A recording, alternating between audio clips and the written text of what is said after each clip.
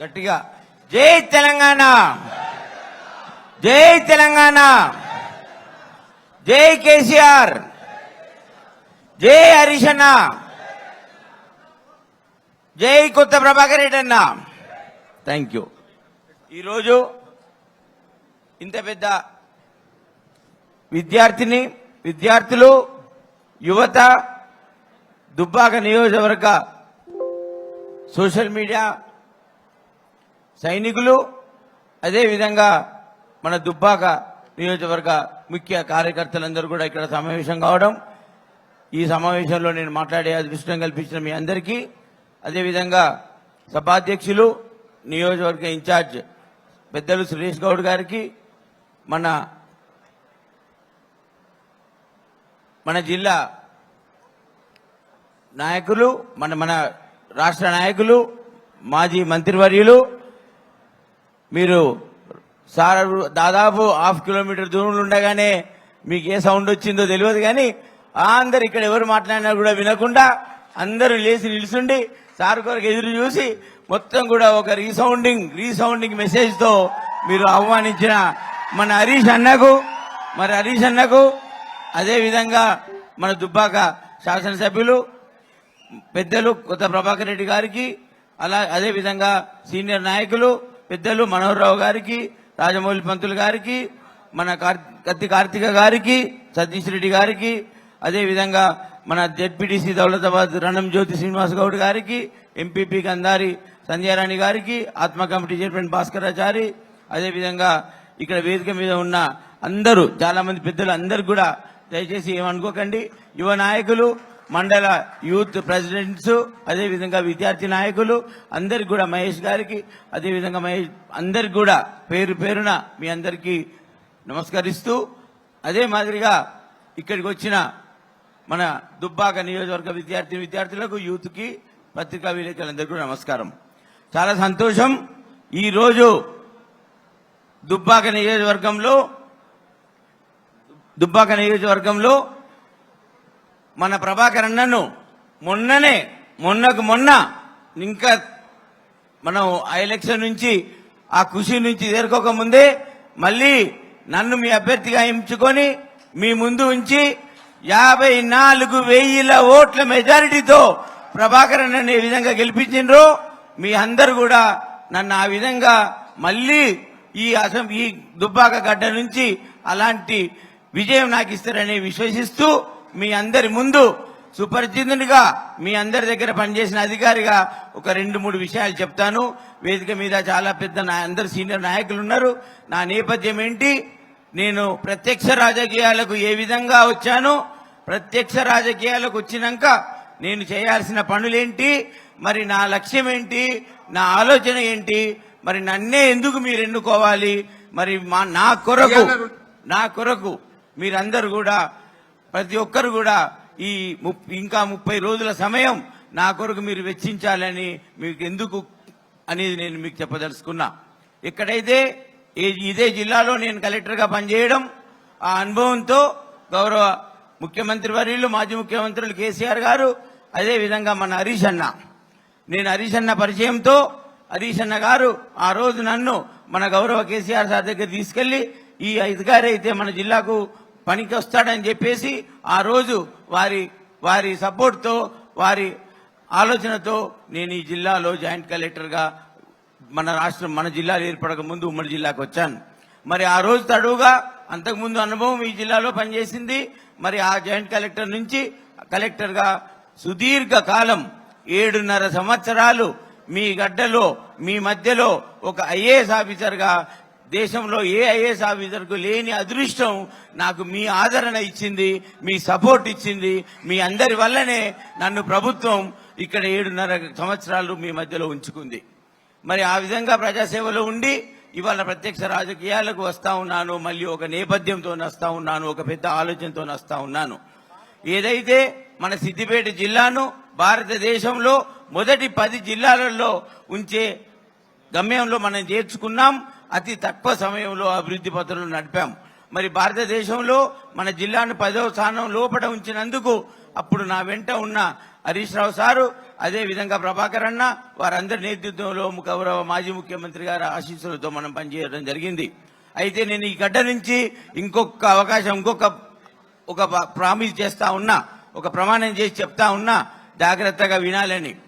ఏదైతే సిద్దిపేట అభివృద్ధి దూసుకెళ్లిందో, గజ్వేల్ అభివృద్ధి కూడా దూసుకెళ్లిందో, కలెక్టర్ గా నాకు అక్కడ అవకాశం దక్కిందో, ఇప్పుడు మన ప్రభాకర్ అన్నతో చేదోడువాడుగా ఉండి, ప్రభాకర్ అన్న ఆశీస్సులతో, మన హరీష్ అన్నతో సిద్దిపేటకు దీటుగా, గజ్వేల్కు దీటుగా దుబ్బాకను కూడా అభివృద్ధిలో నేను ఉంచుతానని చెప్పి మీ అందరు కూడా వాగ్దానం చేస్తా ఉన్నా. ఇది నేను ఉత్తమ మాటలతో చెప్పలేదు. ప్రతి ప్రోగ్రామ్ లో, ప్రతి అభివృద్ధి బాటలో హరీష్ అన్న డైరెక్షన్ లో, కేసీఆర్ సార్ ఆదేశాలతో నేను గజ్వేల్ గడ్డ మీద పనిచేశా, సిద్దిపేట గడ్డ మీద పనిచేశా. నేను ఇక్కడ మళ్ళీ దుబ్బాక గడ్డ మీద కూడా మళ్ళీ హరీష్ అన్న ఆదేశాలలో ప్రభాకర్ అన్నతో తోడై మీ అందరి సమక్షంలో ఉండి, ఎక్కడైతే నా ఆలోచనతో అక్కడ అభివృద్ధి చేశానో ఆ మాదిరిగా దుబ్బాక గడ్డ మీద కూడా సిద్దిపేటకు దీటుగా, గజ్వేల్కు దీటుగా ఈ ప్రాంతాన్ని అభివృద్ధి చేసేందుకు నా సహాయశక్తులు కృషి చేస్తానని చెప్పి మీకు వాగ్దానం చేస్తా ఉన్నా. తప్పకుండా దుబ్బాకకు ఎక్కువ సమయం కేటాయిస్తాను. మీరు నన్ను ఆదరించండి, నన్ను గెలిపియండి. మీ బాటలో, మీ దీవుల్లో ఉంటాను నేను. ఇక్కడ ఎవరైతే మీరు వచ్చారో మీరందరూ కూడా యువత. మరి నేను ఏ విధంగానైతే నా నేపథ్యం చెప్తాను. ఇప్పుడు నేను కలెక్టర్గా రావడానికి పోటీ పరీక్షలు పాస్ అయ్యి ఇవాళ కలెక్టర్కి అయ్యాను. మరి పోటీ పరీక్షలలో ఆ రోజు విద్యలో ఏదైతే మా తల్లిదండ్రులు ఉన్నారో వారు కొంత విద్య ఆ రోజు చదువుకున్నారు కాబట్టి, వారు నాకన్నా ఒక జనరేషన్ ముందు విద్య బాగా చదువుకున్నారు కాబట్టి, మేము అన్నదమ్ములం కూడా విద్యావంతులు కావడం, ఒకటే కుటుంబంలో ఇద్దరు ఐఏఎస్ ఆఫీసర్లు కావడం, ఇద్దరు అన్నదమ్ములు ఐఏఎస్ ఆఫీసర్లు కావడం, ఇద్దరు కలెక్టర్లు కావడం జరిగింది. కాబట్టి ఆ భగవంతుడు మాకు అవకాశం ఇచ్చిందంటే అందులో ఒక ముఖ్య కారణం మా తల్లిదండ్రులు విద్యావంతులు కావడం. మరి ఎప్పుడైతే మా తల్లిదండ్రులు విద్యావంతులు అయినరో మాకు అదృష్టం కలిగింది. అయితే ఒక విద్యావేత్తగా, ఇక్కడ జిల్లా కలెక్టర్గా పనిచేసినందుకు నాకు ఈ ప్రాంత ప్రజలకు మీ అందరి ఆదరణతో, మీ అందరి దీవెనలతో పార్లమెంటులో అడుగుపెట్టిన తర్వాత, ఎన్నికైన తర్వాత మీకు ఏం చేస్తాననేది నేను ఇక్కడ ఒక ప్రమాణం చేసి చెప్తా ఉన్నా. ఇందులో నేను ఒక విషయం చెప్తా ఉన్నా, మీ అందరికి కూడా ఏదైతే పోటీ పరీక్షలకు మనం చేస్తా ఉన్నామో, ఇవాళ యువత విద్యార్థినులు హైదరాబాద్ లో పోటీ పరీక్ష రాయాలంటే కోచింగ్ సెంటర్లకు వెళ్లి 1,10,000 రూపాయలు ఫీజు కట్టాలి. ఒక 6 నెలలు ఒక రూమ్ తీసుకొని కిరాయి ఉండి మెస్ లో తినుకుంటూ ఒక 30-40 వేల రూపాయలు పెట్టి పుస్తకాలు కొనుక్కొని వాళ్ళు విద్య అభ్యసించి పోటీ పరీక్ష రాసిన తర్వాత మరి అక్కడ పాస్ అయితేనే గానీ ఉద్యోగం వచ్చే పరిస్థితి ఉంది. మరి మారుమూల దుబ్బాకలో నియోజకవర్గంలో ఉన్న యువతకి, విద్యార్థినులకు ఈ ప్రాంతంలో పనిచేసి ఈ ప్రాంతం నుంచి నాకు ఒక పేరు ప్రతిష్ట తెచ్చిన ఈ గడ్డకు మరి నేను ఏ విధంగా తీసుకోవాలనేది నా ఆలోచన. దాని కొరకు నేను యువతకు, విద్యార్థులకు చేయూతగా ఉండడానికి ఈ దుబ్బాకలో ఇలాంటి హాల్ కట్టి, ఇక్కడే కోచింగ్ సెంటర్లు పెట్టి, ప్రతి పోటీ పరీక్షకు మీ అందరికి శిక్షణ ఇచ్చి మీ అందరి నుంచి ఎక్కువ మంది ఉద్యోగులు అయ్యే విధంగా శ్రమిస్తానని చెప్పి నేను ఈ వేదిక మీద ప్రమాణం చేసి చెప్తా ఉన్నా. అదే కాకుండా ఏదైతే యువత డిగ్రీ పాస్ అయిన తర్వాత ఉద్యోగాలు రాక, ప్రైవేటు ఉద్యోగాలకు సరిగా దొరకక, అవకాశాలు లేక ఊళ్ళల్లో ఉండి 3-4 సంవత్సరాలు అయిన తర్వాత పూర్తిగా విద్యార్థి నేను డిగ్రీ పాస్ అయిన అనే విషయం మర్చిపోయి ఏదో చిన్న పనులు చేసుకొని దుబ్బాక నియోజకవర్గంలోనే ఉండి పాపం జీవితం ఎటు కాకుండా పోయే కుటుంబాలు చాలా ఉన్నాయి. మరి ఆ యువతకు కూడా నేను ఏదైతే కలెక్టర్గా ఉండి ఏదైతే ప్రజాసేవలో ఉన్నానో నాకు కొంత భగవంతుడు విద్యనిచ్చిండు, ఆలోచించే బుర్రనిచ్చిండు, కష్టపడే మనసిచ్చిండు. అన్నిటికన్నా ఎక్కువ తోటి విద్యార్థులకు నా కుటుంబంలాగా ఆ కుటుంబాలు ఉండాలనే ఆలోచన కూడా ఇచ్చిండని మీ అందరికి కూడా తెలియజేస్తా ఉన్నా. మరి అలాంటప్పుడు యువతకి ట్రైనింగ్ ఇచ్చి, ప్రావీణ్యం పెంచి, స్కిల్ డెవలప్మెంట్ ఇచ్చి విద్యార్థులకు ఇవ్వడం, మన లేడీస్ కూడా కుట్టు మిషన్లు కానివ్వండి, ఇంకేదైనా ఎంబ్రాయిడరీలో కానీ శిక్షణ ఇచ్చిన తర్వాత, వారు శిక్షణలో నైపుణ్యం తీసుకున్న తర్వాత ఈ దుబ్బాక గడ్డలో మన శాసనసభ్యులు ప్రభాకర్ అన్నతో పాటు ఆలోచించి ప్రతి 6 నెలలకు ఒక్కసారి జాబ్ మేళా పెట్టి మన నైపుణ్యం ఇస్తున్నాం కాబట్టి తప్పకుండా ఎక్కువ సంఖ్యలో ప్రైవేట్ కంపెనీలో ఉద్యోగాలు వస్తాయి. నేను ఒకటే చెప్తా ఉన్నా, హైదరాబాద్ లో ప్రైవేట్ కంపెనీలలో ఈ రోజులలో ఒక్కొక్క సంవత్సరానికి 1,00,000 ప్రైవేట్ ఉద్యోగాలు వస్తా ఉన్నాయి. మరి నేను ఒక సీనియర్ ఆఫీసర్గా నాకున్న కుటుంబ పరిచయాలతో, హైదరాబాద్లో నాకున్న పరిచయాలతో ఖచ్చితంగా ఆ 1,00,000 ఉద్యోగాలలో నార్మల్గా దుబ్బాక ప్రాంతాలకు వచ్చేటివి కాకుండా అదనంగా సంవత్సరానికి 3,000, 4,000 అదనంగా ఉద్యోగాలు నేను ఒక కోటా పెట్టుకుంటాను. ఆ కోటా ప్రకారంగా ఆ యజమాన్యాన్ని ఒప్పించి వారిని బతిలాడి మీ కొరకు శ్రమించి ఇక్కడ నైపుణ్యం ఇచ్చి ఎక్కువ ప్రైవేటు ఉద్యోగాలు ఇచ్చే విధంగా కూడా మన యువతకు తోడ్పడతా అని చెప్పి నేను ఈ సభాముఖంగా మీ అందరికి కూడా తెలియజేస్తా ఉన్నా. నా ఆలోచన ఒకటే, ఎప్పుడైతే ఒక కుటుంబంలో ఒక ఉద్యోగం వస్తే ఆ కుటుంబం మిగతా కుటుంబాల కన్నా ఒక తరం ముందుకు పోతుంది. ఒక తరం అంటే ఒక 20-30 సంవత్సరాల్లో ఆ కుటుంబం ఆర్థికంగా, విద్యావంతంగా అన్ని విధాల అభివృద్ధి చెందుతుంది. మరి ఉద్యోగం వచ్చినప్పుడు ఆ యువతకు విశ్వాసం వస్తుంది, సమాజంలో అయ్యే విషయాలు తెలుస్తుంది, కష్టపడి పనిచేసి వాళ్ళ పిల్లలను కూడా మంచిగా చదువుకునే అవకాశం వస్తుంది. మరి ఆ విధంగా నేను కృషి చేయాలి, అది నన్ను నమ్మండి. అయితే నేను ఏదైతే వాగ్దానాలు చేస్తా ఉన్నానో, నేను ఎడ్లు ఇస్తా అని ఓట్లు గెలవలే, నాగన్లు ఇస్తా అని మిమ్మల్ని మోసం చేయలే, నేను మీ అందరికీ నిరుద్యోగ వృత్తి ఇస్తా అని నేను మోసం చేయలే. నేను ఎలాంటివైతే చేస్తానో, ఏవైతే చేయగలుగుతానో, ఏవైతే నా చేతిలో ఉండి సాధ్యమైతేయో అవి మాత్రమే నేను మీ ముందు శిరస్సు వహించి సవినయంగా మీ అందరికి కూడా అర్థం చేసే ప్రయత్నం చేస్తా ఉన్నా. అయితే నన్ను విశ్వసించండి, నన్ను నమ్మండి. నేను అబద్ధాలు ఆడట్లేదు, నేను అబద్ధాలు ఎన్ని ఓట్ల కొరకు ఆడే వ్యక్తిని కాదు, అలాంటి మనస్తత్వం నాది కాదు. ఏదైతే నేను చేయగలుగుతానో అదే మీకు చెప్తా ఉన్నా. ఖచ్చితంగా మీరు రికార్డ్ చేసుకోండి, సెల్ ఫోన్లలో నా మాటలు రికార్డ్ చేయండి. ఎలక్షన్లు అయినాక నెల రోజుల్లోపు ప్రభాకర్ అన్న సమక్షంలో హరీష్ అన్న గారి ఆధ్వర్యం లోపల ట్రస్ట్ కార్యక్రమాలు, వెంకట్రామరెడ్డి ట్రస్ట్ కార్యక్రమాలు ఈ దుబ్బాక గడ్డలో మీ అందరితో పాటు ట్రస్ట్ కార్యక్రమాలు ఆవిర్భవిస్తా అని చెప్పేసి నేను మీ అందరికి కూడా ప్రమాణం చేసి చెప్తా ఉన్నా. ఒకటే విషయం, ఆ ట్రస్టులో నాకున్న కోరిక ఒకటి, ఏదైతే నేను ఆఫీసర్గా వివిధ హోదాల్లో పనిచేశానో చాలా నిరుపేద కుటుంబాలు వచ్చినాయి సార్. నారాయణ కాలేజీలో, చైతన్య కాలేజీలో, సిద్దిపేటలోనో గజ్వేల్లోనో చదివిపిస్తా ఉన్నా, స్కూల్లో చదివిపిస్తా ఉన్నా. 50,000 రూపాయలు మొదటి సంవత్సరం ఫీజు కట్టిన, రెండో సంవత్సరం ఫీజు కట్టాలంటే అప్పు ఆల్రెడీ అయింది, నేను కట్టలేని పరిస్థితిలో తల్లిదండ్రులు ఉన్నారు. పాపం విద్యార్థులు తల్లిదండ్రులు పడే బాధ ఆలోచించుకొని బాధపడి దీనంగా నా దగ్గరికి వచ్చిన రోజులు చాలా ఉన్నాయి. మరి వాటికి ఏదైతే భగవంతుడు నాకు ఉమ్మడి కుటుంబం ఆస్తి ఇచ్చాడో, ఉమ్మడి కుటుంబం అన్నదమ్ముల దగ్గర నుంచి నేను తీసుకొని మా అమ్మ అన్నదమ్ములందరితో మాట్లాడి ఇవాళ ఉమ్మడి కుటుంబం ఆస్తి నుంచి ఒక 100 కోట్ల రూపాయలు నేను సేకరించి పీవీఆర్ ట్రస్ట్ అనే కార్యక్రమం, వెంకట్రామరెడ్డి సేవానిధి అని చెప్పి వచ్చి నేను మీ దగ్గరికి వస్తున్నా.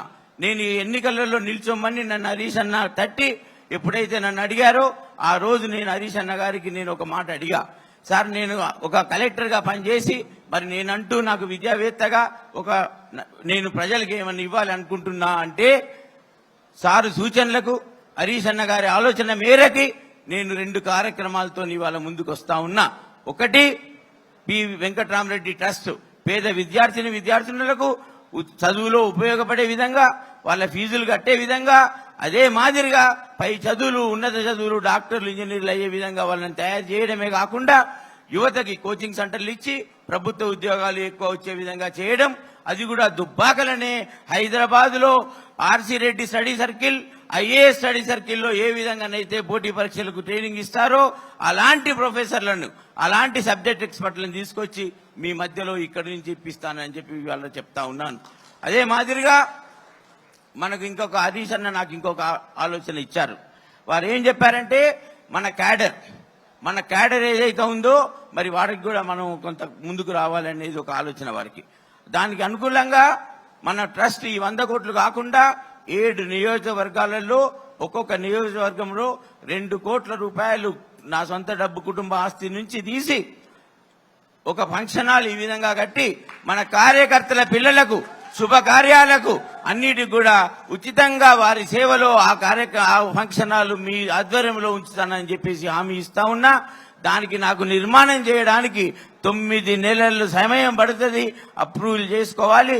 ప్లాన్ అప్రూవల్ చేసుకోవాలి. కాబట్టి 9 నెలలలో ఆ నిర్మాణం చేసి ప్రభాకరన్న చేతుల మీదుగా, హరీష్ అన్న చేతుల మీదుగా, హరీష్ అన్నతో అది ఇనాగ్రేషన్ చేయిస్తానని చెప్పేసి మీ అందరు కూడా వాగ్దానం చేస్తా ఉన్నా. అక్కడ మనకు శుభకార్యాలు చేసుకోవచ్చు. మన క్యాడర్ కానివ్వండి, మన దగ్గర ఉన్న నియోజకవర్గంలో నిరుపేద కుటుంబాలకు అందుబాటులో ఉంటుంది. ఇవాళ ఒక పెళ్లి, ఒక ఫంక్షన్ హాల్లో చేయాలంటే సుమారుగా 60-70 వేల రూపాయలు అన్ని కూడా ఖర్చు అవుతా ఉన్నాయి. మరి 60-70 వేల రూపాయలు ఖర్చు చేసే బదులు ఒక తులం బంగారం ఆ రోజు బిడ్డకు కొనిచ్చినట్టయితే ఆ బిడ్డకు ఆస్తిలో కలిస్తే తప్పితే వాళ్ళకు వృధా కావద్దు. పేద కుటుంబాలకు అండగా బాసడగా ఉండాలని కోరిక. సో నేను అనేది ఒకటి, ఏదైతే ఈ కార్యక్రమాలతో ముందొస్తున్నానో నాకొక్కటే విషయం చెప్పండి. మొన్న ఎన్నికల్లో స్వర్గీయులు పెద్దలు రామలింగారెడ్డి గారు చనిపోయిన తర్వాత ఏదైతే ఉప ఎన్నికల్లో జరిగిందో ఆ ఉప ఎన్నికలలో ఒక అభ్యర్థి అసత్యపు మాటలు చెప్పి మోసగించి మీ ఓట్లు దొంగిలించి మిమ్మల్ని మోసం చేసి 4 ఏళ్లకు మీకు ఏం కూడా చెప్పినా ఇవ్వకుండా ఆయనను మీరు నమ్మి ఓటేసి మళ్ళీ మోసపోయి మొన్నటి ఎన్నికల్లో ఆయనను మళ్ళీ పరాజయం చేశారు. మరి నన్ను ఆ విధంగా చూస్తా ఉన్నారా? ఖచ్చితంగా చేస్తాడని నమ్ముతున్నారా? నమ్మినట్టయితే 2 చేతులు ఎత్తి నమ్ముతున్నామని వాగ్దానం చేయండి. నమ్ముతున్నారా? నా మీద విశ్వసిస్తున్నారా? ధన్యవాదాలు. ప్రతి ఒక్కరు కూడా పెద్ద గొంతుతోని నన్ను విశ్వసించినందుకు. అయితే నేను ఒక చిన్న విన్నపం మీకుంది. నాకొక్కటి మీరు చేయాలి. మరి ఎన్నికలు ఖచ్చితంగా 30 రోజులు మాత్రమే ఉన్నాయి. 30 రోజులంటే 30 రోజులే ఉంది. మరి 30 రోజులలో ప్రతి ఒక్క విద్యార్థిని ఇవాళ యువత తప్పుదోవ పడతా ఉంది. మతమని, అదని, ఇదని ఎటు కాకుండా అయోమయ పరిస్థితిలో ఉంది. మరి ఇక్కడ మీ దగ్గరే ఉండి మీలో పనిచేసిన నన్ను కోరుకుంటారా? అసత్యపు ప్రచారం చేసి మిమ్మల్ని ఒకసారి మోసగించి మరి ఆయన కోటేస్తారా? మీరే నిర్ణయించుకోవాలని చెప్పి మీ అందరిని కూడా కోరుతా ఉన్నా. ఇంకొక విషయం, మీరు మీ కుటుంబ సభ్యులు గ్రామాన చర్చ పెట్టండి. నా ప్రోగ్రామ్స్ ముందు తీసుకెళ్ళండి. నాకు మీరు చేదోడు వాదోడుగా ఉండండి. నేను హరీష్ అన్న డైరెక్షన్ లో, ప్రభాకర్ నగర్ ఆధ్వర్యంలో మనం ఈ నియోజకవర్గాన్ని తప్పకుండా నేను నా అనుభవంతో ప్రభాకర్ అన్న సూచనలతో హరీష్ అన్న గారి డైరెక్షన్ లో బాగా అభివృద్ధి చేస్తానని మీకు మళ్ళొకసారి మాట ఇస్తూ నాకు ఈ అవకాశం ఇచ్చిన పెద్దలందరికీ కూడా ధన్యవాదాలు.